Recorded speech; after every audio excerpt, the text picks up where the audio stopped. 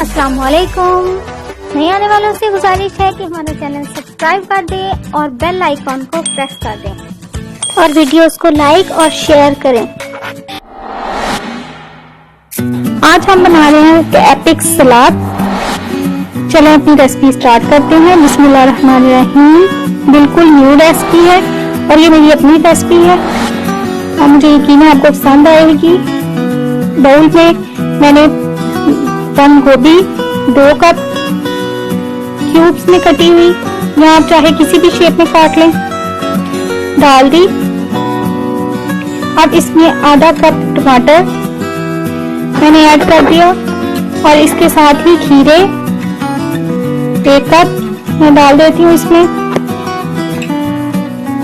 सब्ज मिर्चें बारीक, बिल्कुल बारीक कटी हुई 1 खाने का चम्मच, प्याज 1 कप प्याज।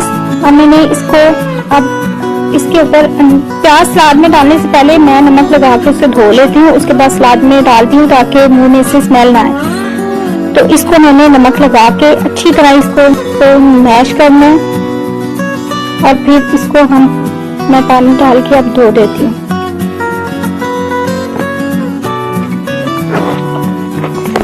अब मैं इसको सलाद वाले बाउल में डाल देती हूँ, जोड़ के अच्छी तरह, ताकि पानी ना इसमें जाए।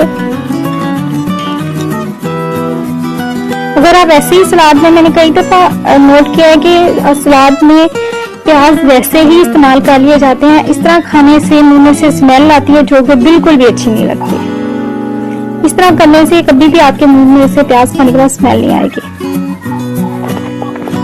अब इसमें मैंने क्यूब में कटे हुए सेब 1 कप डाल दिए,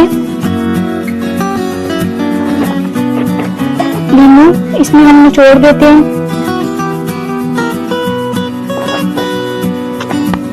2 से 3 नींबू मैंने इसमें निचोड़ दिए। अब इसमें हम नमक डाल लेंगे, तो ज्यादा भी नमक नहीं डालना, बस नॉर्मल सा इस पे नमक स्प्रिंकल कर देती हूँ। साथ ही सफेद सिरका मैंने इसमें डाल दिया 4 से 5 खाने के चम्मच। अब मैं इसको मिक्स करूंगी, अच्छी तरह से मिक्स कर लें सब चीजों को।